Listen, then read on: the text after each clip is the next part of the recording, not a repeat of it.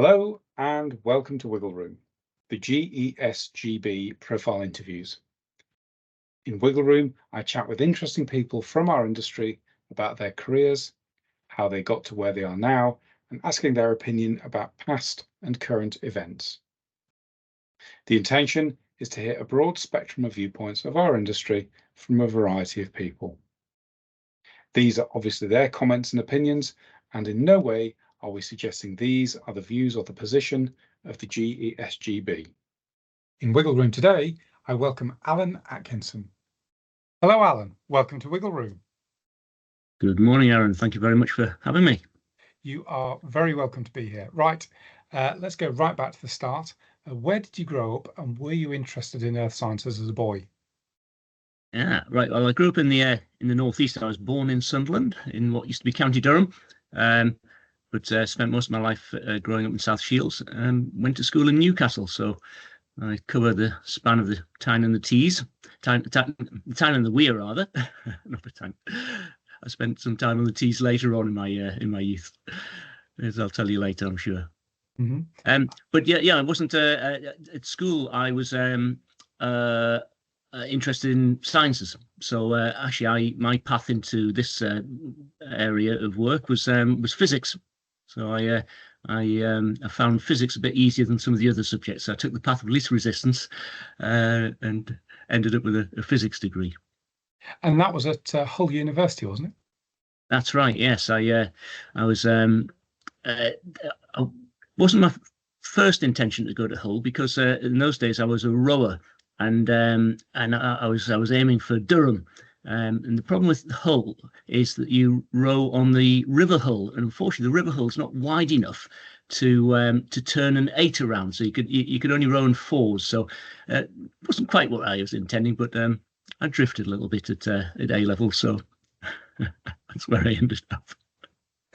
And you followed up your physics degree with a master's at Newcastle. What was that in? Well, that was my CV says geophysics because that's all you can fit on usually into the small box that you can put the title. But actually, it was geophysics and planetary physics. So that was an interesting time. Actually, the department, the faculty was led by I think the dean was Prof. Runcorn, and he was one of the great plate tectonics guys of the 50s, I think. So there was a real legacy in that department and some really great minds and great people there.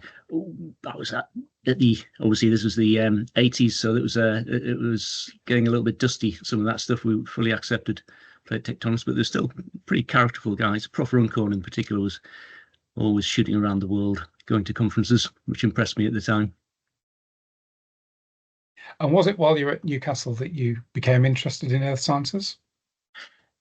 Actually, it was just predated that. Was I suppose my family's growing up on the Tyne and the Wear. They had one side of my family were seafaring, and the other side of my family were shipbuilding. So, and the shipbuilding industry was cratering during my youth, and people took those skills and moved into construction of facilities for the offshore. So my dad, who'd been a plumber in his youth and a pipe fitter, ended up working down in Teesside and on various construction projects, but some of them were involved with putting together kit for the offshore. So it was the really good thing he did for his children was to find us summer jobs during university. And the summer jobs I had were down at the place called Redpath Dorman Long, RDL, down on Teesside. And so I spent my summers. I was a pipe fitter's mate on the fabrication yards. That was we were building. We were fitting out the accommodation module for Beryl B platform, which so that was my first introduction to it. And then I did a bit of labouring and a bit of a draftsman's mate as well. So I had this exposure to oil and gas just sort of tangentially through that. My brother was an electrician. He went offshore on the rigs. It was all happening back in the 80s. So Yeah, so I'd had an exposure to the oil and gas business. So I thought that looks interesting. Oh yes, so I did my physics degree, and they tell you, like, do a physics degree, Alan, you can do anything. But of course, you do your physics degree, and of course you can do nothing. So you have to specialise. I chose to specialise in geophysics, having been somewhat enthused by my sort of like family exposure to the oil and gas business. I think in those days, with a physics degree, I had choices of defence industry, or electronics, or any of the other things you can do with a science degree. And I really didn't fancy finance. This is again mid-80s. There's the liberation of the markets and what have you, and all the numerous graduates being sucked into the city. The idea of just moving bits of paper around and moving money around the world and not actually creating anything, that didn't appeal to me. Didn't appeal to me to put my efforts into defence.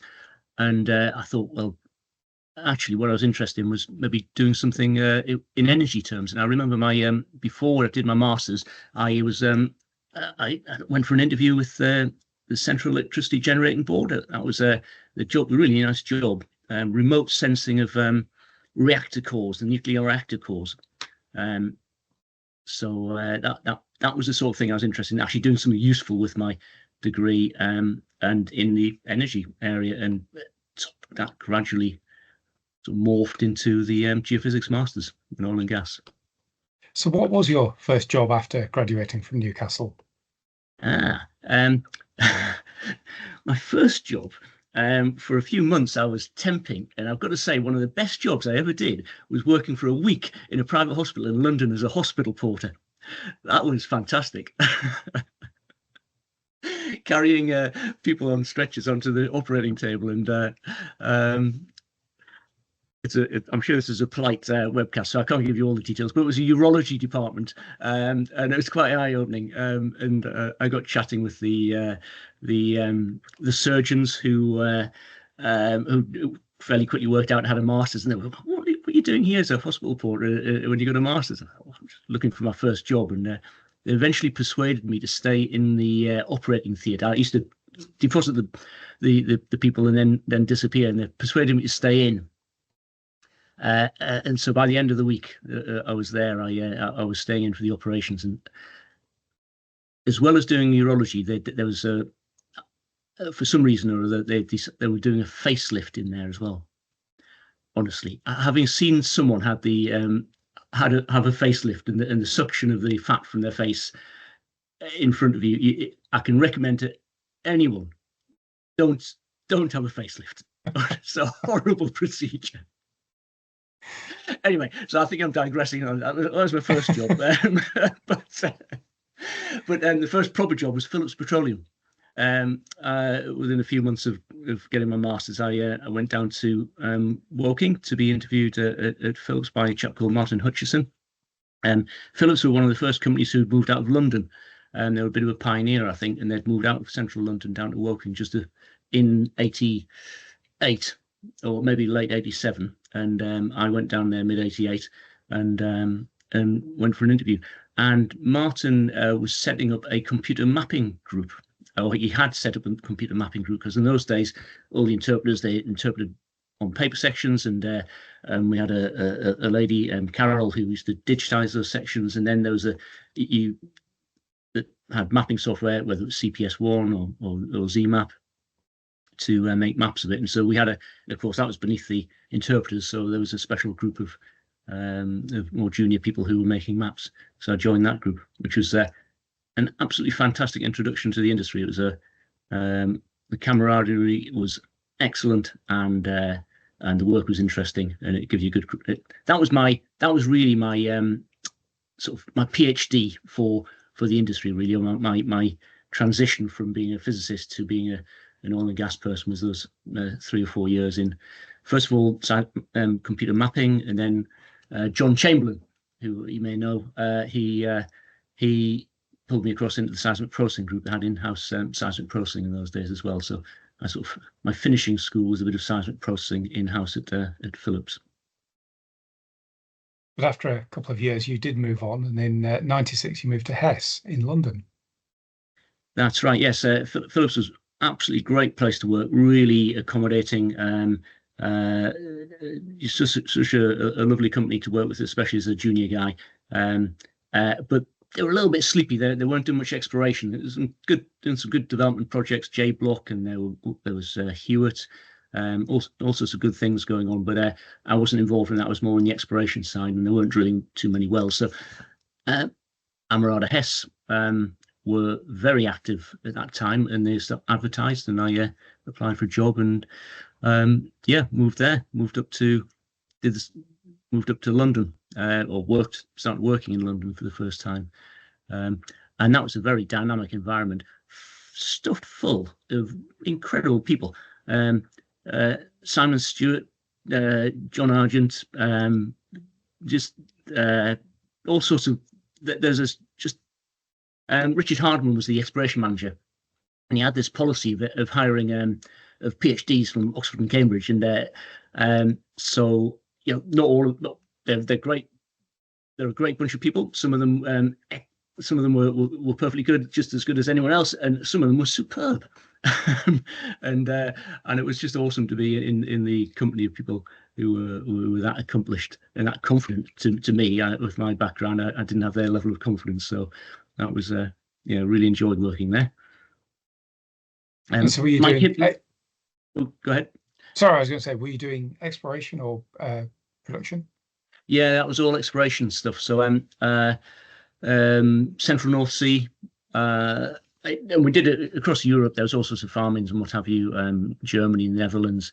But I did a lot of work in the North Sea. In particular, I was working for Mike Hibbert, I think to begin with, for a fair chunk of my time there. And he's another great guy to work for.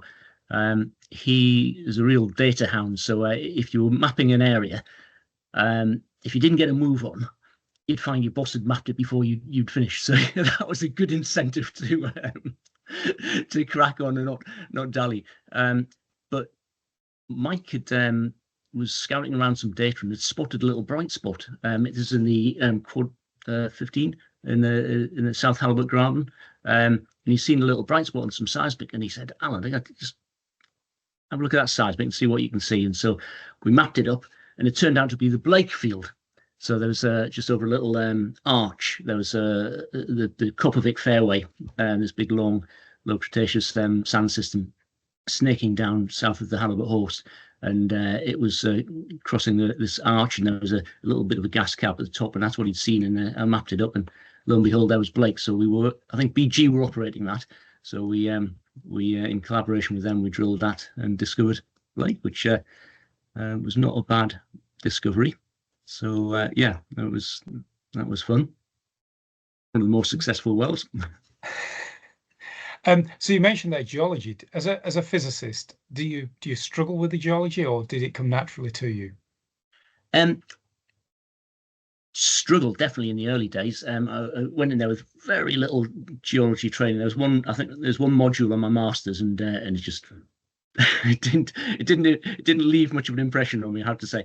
So all of my geology I've absorbed on the job. So talking to my colleagues, getting them to explain well logs to me, going on field trips is a fantastic way of learning your geology.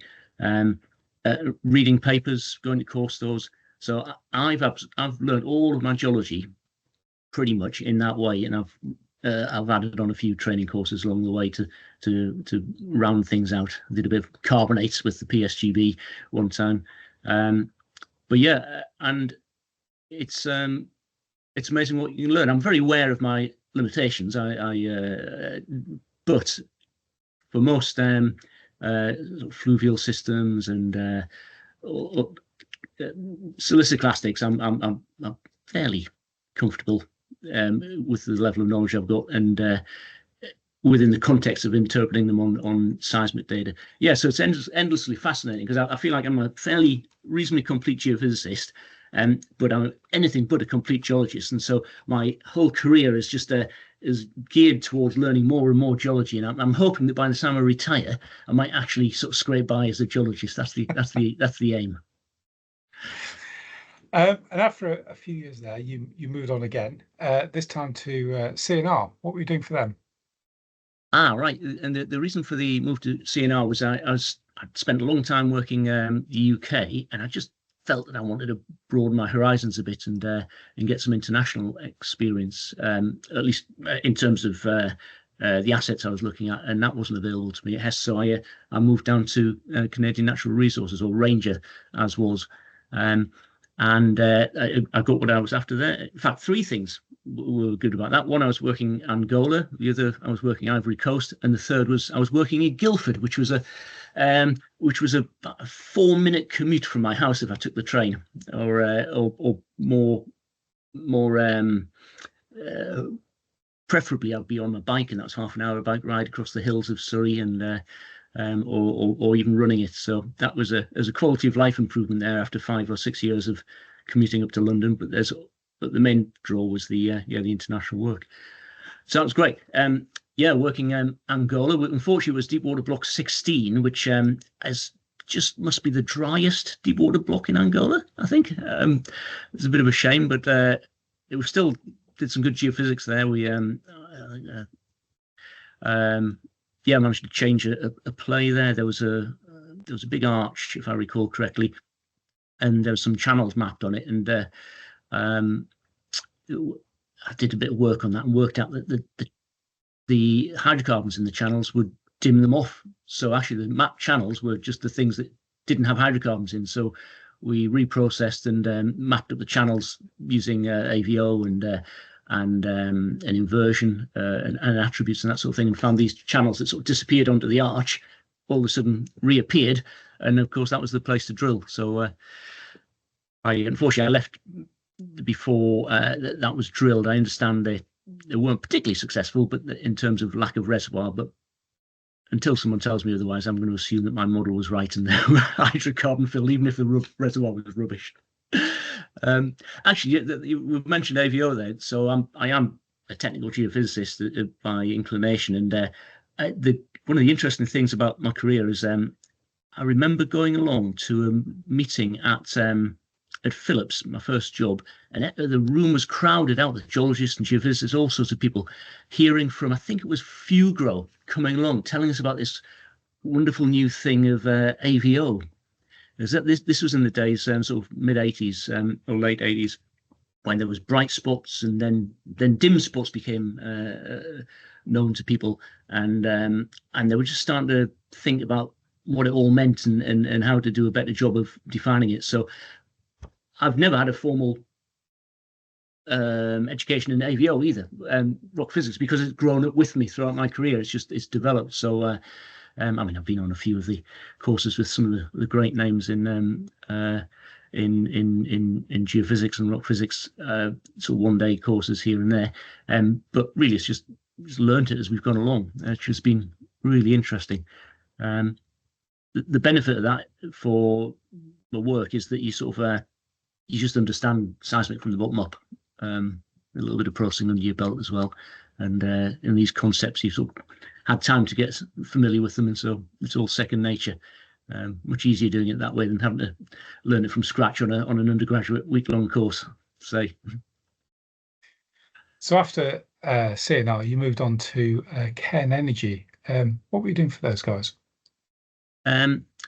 Ken, well, that was a really interesting move. Yes. So unfortunately, my time in Guildford was short because CNR decided that they were going to relocate up to Aberdeen, and that didn't work for my family. My wife had a job, and it just wasn't going to work for us. So I scouted around for what else to do, and at that time, there was an overseas opportunities. There's several expatriate opportunities, and the Cairn one in India was the one we went for, which is we've always liked a challenge, and a move from the UK to India with a family, children of 4 and 7 years old, that was quite a challenge. So we did that, and it was a really, really good experience, in particular professionally, but also it's just really nice to work with a whole bunch of different people. I worked with so many really, really good young Indian boys and girls. Ken had a really good reputation, and they basically they could offer a good package, and so they almost got the cream of the crop from the Indian universities, and just nearly everyone there was absolutely top class. People like Kundal Reddy, who's still there, Amit Pal Singh and Sujoy, all sorts of really good guys. Yeah, so it was a treat to work there. My first job was mapping the Lakshmi field, which I took over from my mate Ken McAllister, and that was a really nice job. And within months of me getting there, so I went there in September 2003, I think it was, and basically the next January, I think they discovered the Mangala field. So I don't know if you know the story about Cairn and Shell, but I think they'd been a partner with Shell out there, and they drilled a well, or maybe a couple of wells, and they'd failed, and Shell wanted out. So I think Ken bought Rajasthan from them for a pound or something, or some fairly small amount of money, and then drilled a 1 billion barrel oil field. And just the first of a string of them. They found Mangala and Ashwarya, Ragashwari. There all sorts of really good oil finds in the middle of the Rajasthan desert. So, and that all happened. I had nothing to do with that. That was all. That was all the guys in Edinburgh. There was a superb set of explorers that knew the stuff, and they discovered all these things. So, I, after a year or so on mapping Lakshmi as a development geophysicist, were moved to a more of an operational role, and was looking after field operations and became the sort of chief geophysicist operations in Rajasthan. So that was a career high. From being an office wallop, basically, that's what I am. I'm an office wallop. I sit in front of a workstation and interpret seismic, go along to processing meetings and opine on seismic processing, this sort of thing. But all of a sudden, to be in overall charge of all the field operations, there was like at various times there was a 2D crews, a couple of 3D crews out there. Was thousands of men in the field, being managed by my field operations guys who were largely from RPS. They were a really professional bunch, and then overall, I was just the guy in the office who was keeping an eye on it all. So I had daily contact, I had a daily call in with the field ops people, and then I'd make every month I'd go out to the field and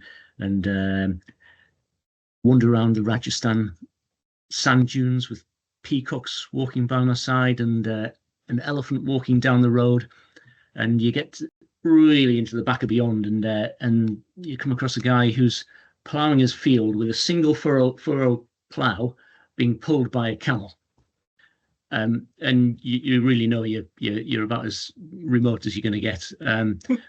Just the whole experience was great, yeah. And from that point of view, going out in the field and meeting the local guys, and but also the transition from being a marine geophysicist, if you like, to a land geophysicist. So I thought I knew my seismic when I left the UK, and then you start doing, which is all marine, and then you get involved in land, and goodness me, there's so much more to learn. And so there's a real exponential learning curve on seismic there. So that was fantastic. So which do you prefer, land or marine? If I'm interpreting it, definitely marine, but for problem solving, I guess land is there's more problems to solve there. I had first break picking, not something you really want to do. I don't know if you've ever had any brushes with seismic velocity picking. That's pretty hard stuff. Well, first break picking's even worse. So I devised a new method of picking first breaks when I was out there, but it never took off. But it's part of my ongoing interest in software. I was using the group Brill's Open Detect software, which I'll give a plug for, because Paul is a fantastic fellow and has great software. So I was trying to use it to pick first breaks. I mean, legally, I've got to say at this point, other softwares are available. So in 2007, you then became a consultant. Do you want to tell us how that happened? Well, yes, I guess every job's got a finite length of time. So we'd done our time in India.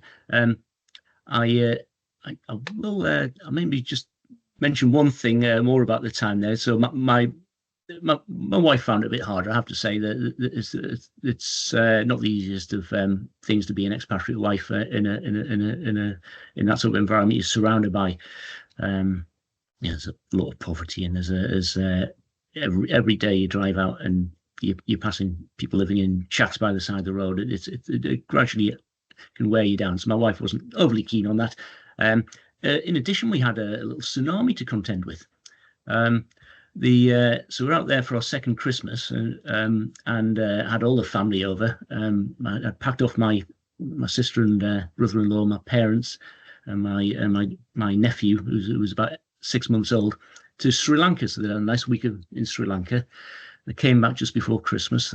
A nice Christmas at our house on the coast in Tamil Nadu, just down from Chennai, and to be woken on Boxing Day morning by the bed shaking. I thought, really, have I drunk that much yesterday? And but no, it wasn't me. The bed really was shaking. So I thought, well, there's a big old earthquake going on. I wonder if that's up in the Himalaya or if that's out east somewhere. So a couple of hours later, the guard came and knocked on the door of our house and said, "Sir, the water's coming. The water's coming." And you have to take a little bit of the stories that you get from the guys with a little pinch of salt. So yes. So anyway, he was insistent. So we potted out and had a little look, and sure enough, the water had come on shore, got through a little inlet in the, because we lived on a road that was down parallel to the coast, come up this inlet and was coming up the road towards the house. And it stopped 100 yards or so away from us. And we looked over the back of the house on the beach side, and was just saw this water just rushing off the coast back into the sea. I thought, oh, they've had a broken a water main, perhaps. Hang on a second. I've got a tanker brings the water to my house and puts it in a tank. So there's no water mains here at all. And of course, it was the tsunami come in, hit the coast, and was busy shedding back off the land. And so we had the whole tsunami experience as well. So that was quite a formative thing. That was an interesting thing to live through. And I'm sure it added up to well, ultimately, if it's a dangerous place, you can leave. No, we left India. My wife left a couple of years before me, and I did back-to-back working for a couple of years with Graham Bowyer as my oppo, which was a really fun bit of work as well. But you can't spend too long from your family, so we eventually came home, started consulting. Yeah, I hadn't really thought about what to do when I came home, but some of my colleagues had left Ken and joined a company called Risk as associates, and I did the same, and that's started a career, really, really interesting career of very varied work. Can you tell us a bit about some of that work? Yeah, it's well, first of all, I've got to say it really professionalised me. I mean, working as a staff man in my early years, picking seismic at Phillips or Hess, I could give me a deadline, I could probably miss it or at least stretch it. And I was always looking for doing what interested me on a job rather than necessarily what got me to the final result that the management wanted in terms of the final report. But working as a consultant, you're not allowed to do that. So you say you're going to get something to someone in 6 weeks, and you get it to them in 6 weeks, nicely written up report, and it really crisped up my working habits. And that was that was another elevation in your sort of professional abilities, becoming a consultant. So yeah, we just did a whole bunch of data rooms. Maybe someone wanted to borrow some money, and they sent us in to give a value on an asset. Did some bigger projects as well. For quite a while, I did a nice. I was basically doing development mapping on a very small Nigerian oil field, so that sort of ticked over for 2 or 3 years. Just supporting the local operator. This is in the days when the local indigenous companies were taking the small assets from Shell. So it was really nice to be involved in that. Yeah, all sorts of things. Again, they're a pretty good bunch of people to work with. Ultimately, I ended up working for my friend all the way back to Phillips. In my very early days there, probably in year 2, I think, I was sharing an office with Gavin Ward when his first operator job. So and I did a little bit of mentoring of Gavin, although he was only a very small amount younger than me. And then all of a sudden, there he is, my boss at risk, and he started managing the office at risk. So yeah, it came full circle. It did, but in 2018 and 19, you worked as an independent on a couple of projects. I did. In fact, maybe the story of that. So the story that goes with risk and leads up to that time is again, there's another chap who keeps popping up in my timeline, and that's John Chamberlain. So I always say John was my boss 3 times. Once at Phillips as my seismic processing manager, and then he ended up being my area manager. He was my we were doing exploration. He was my exploration manager at Phillips, and then later on he was working for Nautilus, the training organisation, and he remembered that I had an interest in velocities and depth conversion, and when I came, just shortly after I came back from Cairn and started consulting back in 2009, he said, "Would you like to create a new course on depth conversion to fill a niche that was there?" And I thought, well, that sounds like a lot of hard work, and I bet it won't make me much money. But I nonetheless I accepted it because I do like a challenge. And yes, it was hard work setting up a course, I've got to say. A 4-day course it was in the early days, and to prepare a 4-day course was 3 months of very hard work. And then started to give that, and absolutely loved it. It was really very, very satisfying being able to teach a room full of people, maybe up to 16, a subject which they all desperately wanted to know more about.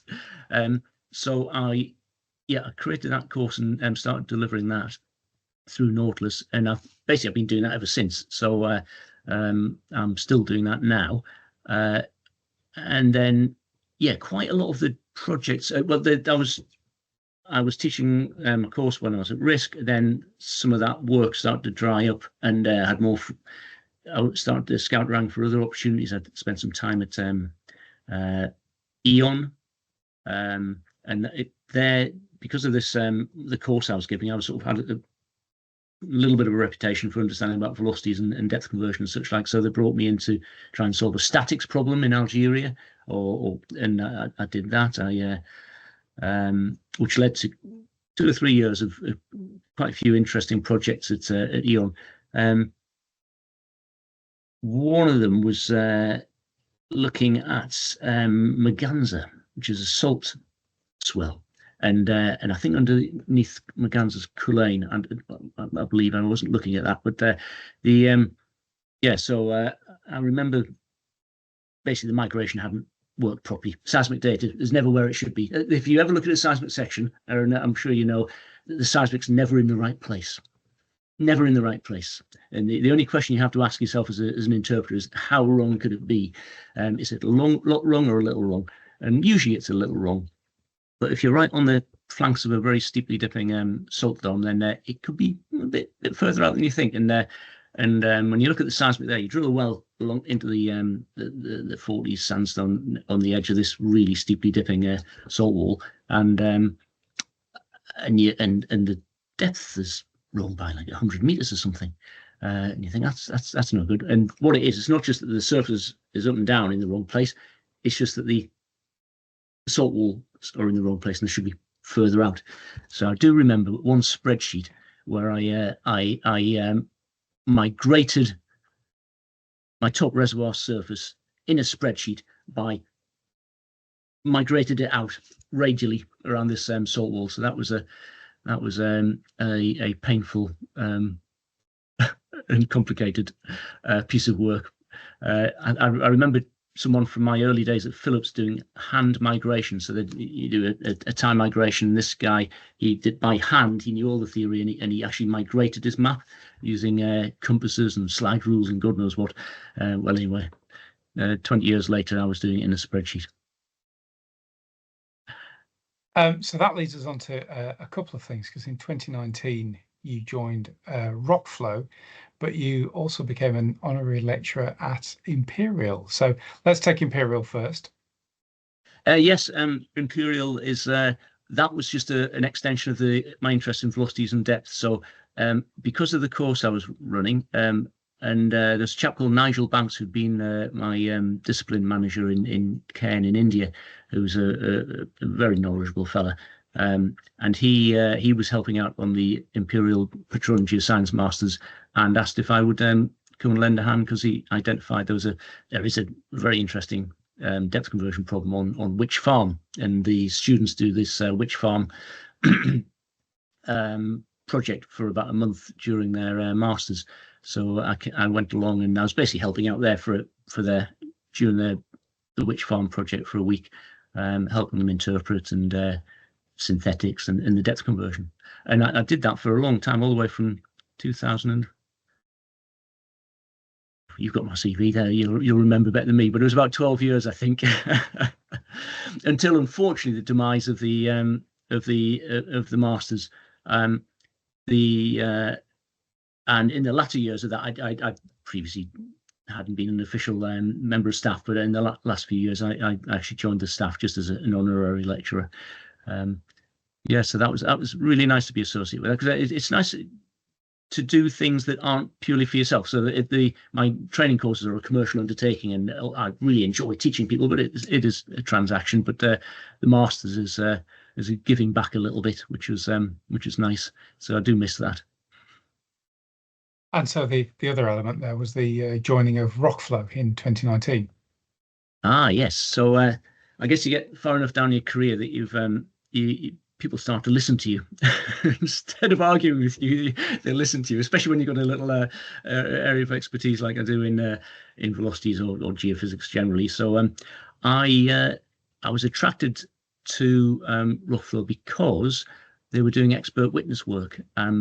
And which basically, if there's two sides have a dispute, you tend not to have litigation. You have arbitration, and there's various tribunals set up to arbitrate on a decision on a dispute, and that'll be done by some people with legal experience, and they'll use experts to give them input on things that they aren't expert in. And so we do expert witness work and contribute, in my case, geophysics and geoscience in general, to disputes. And I might give one side of the argument, someone will opine on the other side, then we reply to each other in a reply report, and eventually end up in a tribunal, which I did earlier on this year, which was quite an experience to stand in front of a panel of an arbitration panel in London and be grilled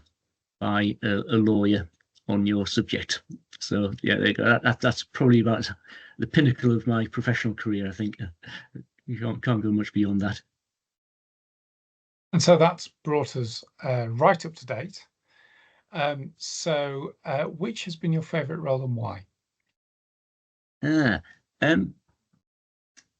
Probably two things are my favourite bits of my career. One was Cairn, and being having that sort of chief geophysicist operations role in Rajasthan, because I just learned so much new about geophysics. I had field operations, which is because spend a lot of my time behind the desk, with a minor deviation back at CNR when I went off on a deep water rig in Ivory Coast and oversaw VSP. Apart from that, and a little bit of time on a seismic boat, the Cairn operation was the most operations I've had, the most field operations I've had, and I'm quite a practical chap at home, and so actually being involved in the nitty-gritty of field operations was fantastic. So I enjoyed that, and of course the people I was working with, and the whole experience of India, which was so far removed from what I'm used to. It was just fantastic to absorb all of that. So that was a really great period. And the other thing that stands out is the training course that I run. I just absolutely love running that. Everything I do professionally, it keeps me interested, because everything I do professionally, I say, oh, that's something new I've learned, or I can put that in the course, and you put it in the course, and then when you're running the course, you're refining your skills, and you're improving your understanding, so you can take that back to your day job. So it's a really real cross-fertilization there, and yeah, just standing up in front of willing people who are interested in what you've got to say, and telling them things they didn't know. It's a very, very satisfying process. So you've worked on data from several basins: West Africa, India, and the North Sea. Any area that you would like to have worked on? Probably would have liked to have worked on a bit more Gulf of Mexico, actually. I did a little bit of work back when I was at HES, but didn't get to spend a lot of time on that. That's really interesting. When I was at HES, and actually at Phillips as well, they were both at the forefront of pre-stack depth migration development. I think Phillips basically had an agreement with Cray, where they had this in the days when Cray were the forefront of supercomputers, and they shared this big supercomputer, and they were running the pre-stack depth migrations on it. So there's a lot of really good activity going on, and so it's great. I was had a fairly decent knowledge of pre-stack depth migration as well, and I made use of that in the UK. But yeah, it would have been nice to have done a bit more in the Gulf of Mexico, maybe. Have you any unanswered questions on a project? So you've worked on a project for a client, you've seen something, thought, I think it's that, but I've never ever got the answer back. I shan't name any names, but I was working for one operator on a North Sea field, and as initially I was brought in it was a depth conversion issue, so I spent quite a bit of time resolving this. The pre-stack depth migration hadn't given accurate depth, so they needed to do something in order to understand the depth structure of this low relief field. And then I morphed into a bit more interpretation on this lower Cretaceous on the sand fairway, and as part of my work, I worked out that they couldn't understand the structure of the field, so they'd put some depth control points in, and they'd say, right, the field closes there, must do, because that's what the engineering says. And anyway, that was wrong. They needed to take those control points out, and it meant that what it meant was there was a fault that was sealing.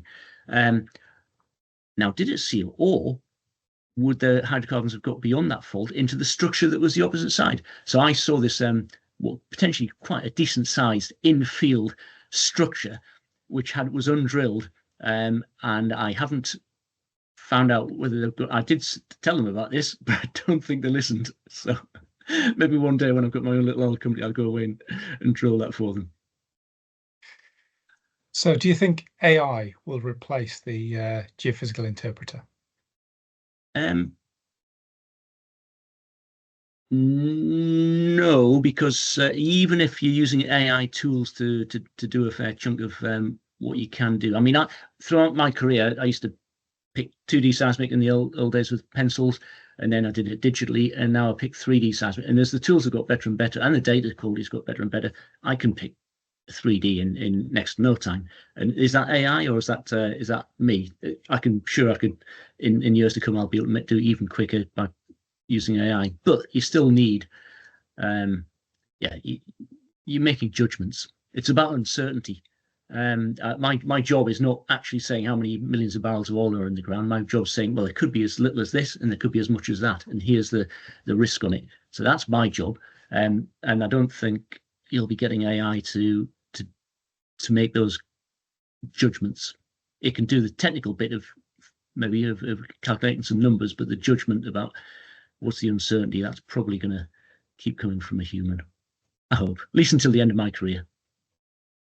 So do you prefer exploration or production geophysics? You know what, I've never really distinguished in my own mind. I just have seismic and try and work out what the rocks are doing on the seismic. That's yeah, that keeps me interested, trying to work out what the geology is, use my knowledge of the geophysics, immaterial exploration or development. I guess exploration well drilling is a bit more exciting. So I suppose in that regard, exploration is more fun. But yeah, I can derive drilling wells. It comes every now and again, but you can get fun from a seismic data set every time you look at it. So as a geophysical expert, have you been involved in the energy transition? Not very much. We whilst at Rockflow, I was at Rockflow when COVID came along, and it was that sort of coincided with an uptick in the energy transition there, playing a part in our professional lives. We didn't find a niche. We didn't find a niche, so I haven't explored that yet. I keep an eye on CCS, and I'd very much like to use my 4D knowledge and skills at some point in a carbon capture project. That would really be interesting, but no, nothing's come my way yet. So you obviously enjoy the technical side, but do you enjoy the business or commercial side of the business?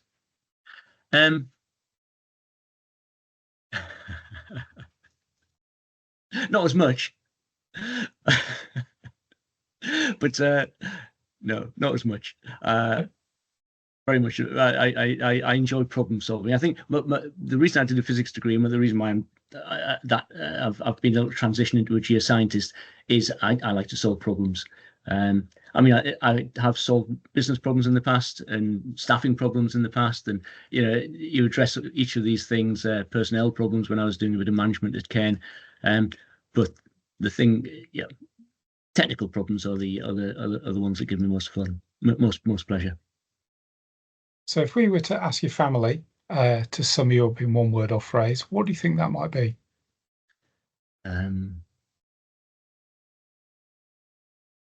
Well, a little bit mad in regard of my extracurricular activities. I do things that most of them don't participate in and aren't interested in. For example, running very long distances or climbing very high mountains. So they're mad might be a little one of the adjectives. Yeah, a bit driven. So yeah, mountains, okay. mountains, and mountains. I think is would feature in any description of me. So, if you could go back and give yourself some advice at the start of your career, what would that be? Well, it might have been to have gone and got a little bit of formal education in geology, because that would have accelerated things a little bit and made me a bit more confident a bit earlier on. It took a while to develop confidence. You come in as a physicist, and it was a good few years before I felt that I was holding my own against the people with the geological background. Now that so it took a bit of effort to get there. So that might have been one thing. Don't work such long hours. That would be the other thing. So any regrets? Any regrets? Not particularly. The other thing that would have been good for me and it would have been really interesting would have been gone straight out from university and join a seismic crew and have spend some time in the deserts and the jungles, and that would have been really exciting. I would have quite liked to have done that. But by the time I left university, I'd already met the person who was to be my wife and is still my wife. So you trade things off. I could have had an exciting early life, but I've traded that for a happy marriage. Have your children followed you into the industry? No. Well, I suppose in a very tangential way, possibly. My son he's gone into law, but my daughter, she's actually she's more on the environmental side. So I think I did inspire her with she did a geography degree, so to that extent it was inspirational, I guess, and gave her some ideas. However, being the generation she is, she's went more into the environmental side of things, and she's ended up at the moment in a very dangerous part of the world in the south of the Philippines, working for the World Food Programme. So that's geography degree to keeping out of the way of terrorists is I guess there's been some small influence, but yeah, not oil and gas. Well, that's just about it. So it does lead me to my final question. You've mentioned some of your activities that you like doing outside work. If you could do one activity, this is sort of like the pinnacle of your bucket list. So it's a long distance run, climbing a mountain, or mountain biking, one of the trails in the world. What would that be?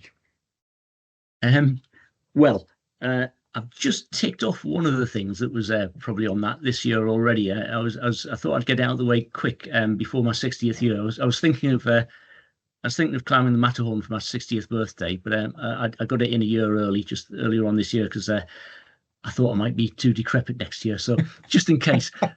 But that does leave the Eiger for next year. But actually, I'm not certain if I'm going to do that. Ski touring, that's the other thing I like to do.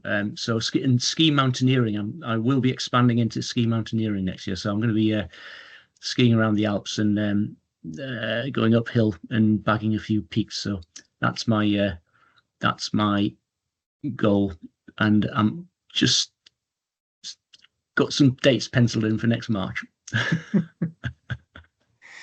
Excellent, Alan. It just leaves me to say thank you. It's been a pleasure talking to you. Thank you very much, Aaron. I've enjoyed talking to you too.